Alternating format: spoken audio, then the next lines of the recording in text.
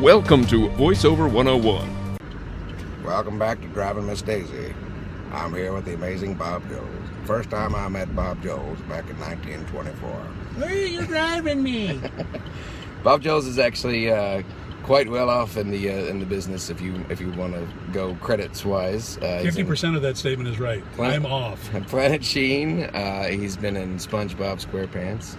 He's also the voice for some ride in some park somewhere. The voice of Sala in the Indiana Jones ride. I was setting him up to do the voice, but he didn't. Oh wait, I'm sorry. Give me the line again. We'll do it. You can edit all that out. He also is the voice of some famous ride somewhere. Yes, my friends. Welcome to the Indiana Jones adventure. Please keep your feet, legs, hands, and arms inside the transport, okie dokie. I am your host, Sala. Did you meet him at Comic-Con? Because I saw somebody I have never met John. Oh, one of my friends said I ran into John Rice Davies. I'm like, oh no way. It would have been funny if you'd been you. I would have loved to have met John. I don't go to Comic-Con. I have no real reason to. Other than your wife. Other than my wife, who goes our there. wonderful agent. She's Yes. she's so awesome. So how did you fall into this business? I, like many of my peers, actually, before we get into that, where am I taking you? Oh, I forgot to mention 8750 Wilshire Boulevard. Oh, then we're going up that way. Anyway, let's see. I was that kid who sat in the back of class and, did all kinds of impressions and voices and things to annoy the teachers and amuse my friends. Or do the teacher's voice. Well, and I could pretty much do almost any teacher I had in the vocal sense. You're right. Oh yeah. We don't confuse anyone. I could tell you who Stan Freberg and Dawes Butler and Mel Blanc and Paul Frees were before I could tell you who the presidents of the United States were. Right. And when, as things went along, I was always interested in it, but I became a professional musician, and I was playing at Epcot in a brass quintet, and I became very good friends with the local classical host on the local public radio station, Dennis Moore. And Dennis and I were having dinner one night, and I was telling him about this new book that I had just gotten by Sue Blue called Word of Mouth.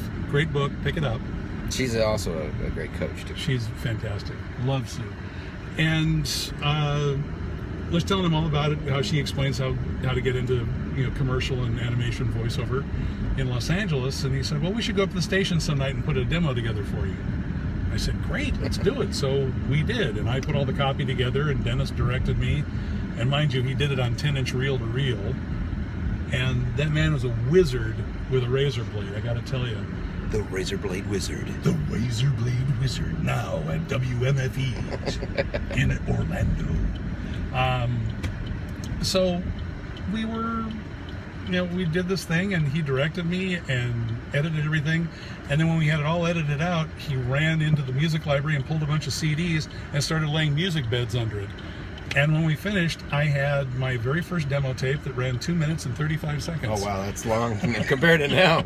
Oh yeah, that's a snooze fest compared to now. That's an entire album's worth of song compared to if you did a musical comparison. Yeah, so I, through a series of events, I was able to meet Don Pitts when I was coming out to Los Angeles for a visit, and I had my demo with me, and I gave it to Don. I got set up to have a meeting with him, went into his office, we talked for about 10-15 minutes about Paul Frees and a lot of the other people he'd represented, and I expected to just leave my tape with him, and he'd call me and contact me if he was interested.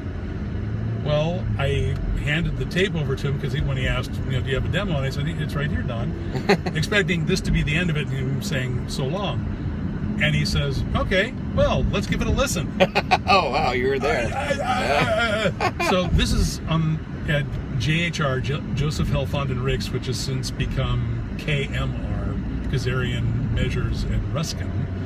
But anyway, Don was in charge of the voiceover department. He had started with Charlie Stern, who had the very first voiceover agency in Los Angeles. Anyway, and Don, walked around his desk, opened up this big credenza, and there's all this, stereo equipment that you don't see nowadays Right. very much. And Unless it's there for decoration purposes. Exactly. Or you just want to keep warm with the tubes in winter.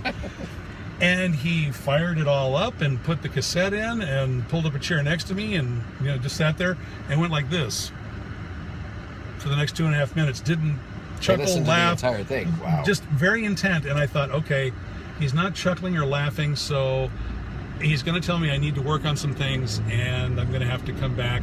I said, okay, that's fine. You spend another year working on this stuff in Orlando. I've got a job to go back to. Right. So, work on stuff and then come back a year later and see if I've improved. Well, at the end of it, Don just said, wow, Bob, that's great. A lot of really wonderful voices, wide range of characters. It's really fantastic. When are you moving to LA? Because I'd like to represent you. Holy cow. And I'm picking my jaw up off of Highland, Avenue, which is 4 stories below us. I was completely for it. I did not expect that in any way, shape, or form. And I floated out of Don's office, told him I'd be back out in about a month, and went back to Orlando and tidied up a few things and moved out, left Orlando on, I think it was the 18th of February of 1993, and made my way back home to Los Angeles. I'm a native Californian. I'm actually a 4th generation Californian. So 24 years in the business? About 24. Well, actually, if you count the time in Orlando, it's probably closer to 30. But being a proud union member, about 24, 25 years. Yeah. Very cool. Do you have any particular advice for these guys that, like these voiceover fans of mine who want to get into this business or just want to know The more first about thing to do is go to D. Baker's website that he has called iwannabeavoiceactor.com. That's D. Bradley Baker. D. Bradley Baker. If you didn't know. Who I voice matched for. Luckily for me, back when I started, I was non-union, so I did all of his sound-alike stuff for all the toys, the commercials. So thank you, D. Appreciate it. Well, I'm sure D appreciates that to some degree. Probably not. Probably not. So I didn't make much money, so don't feel bad. No, that was so, but D and I both. He came from Colorado to Orlando. We both worked at Epcot. We both worked at Universal Studios. When I was doing the walk around WC Fields at Universal in Florida, D was doing the walk around Beetlejuice, and to get people to really be offended by the odors that were coming off of him, D would go to the market in the morning and buy fish and stick them in the inside coat pockets of his trench coat. And that warm Florida sun really got him going. But yeah, D's website has pretty much every piece of information you could use. The other thing, take as many classes as you possibly can, especially acting classes. Yep. I hear that so often, and I have a great voice. Well, it's not all about the voice. It's not about the voice. It's about the acting first and foremost. Take improv classes. Yep. Learn how to do that. There's a lot of stand-up comedians do this job. A lot of people who have had musical training. Also. Absolutely. Well, and that That's your case, I have some very good timing because of that. Jim Cummings is a drummer. All right. Jess Harnell is a great singer, and his dad was a very famous Hollywood composer and arranger and conductor. Billy West is a great guitar player. Oh, I didn't know that one.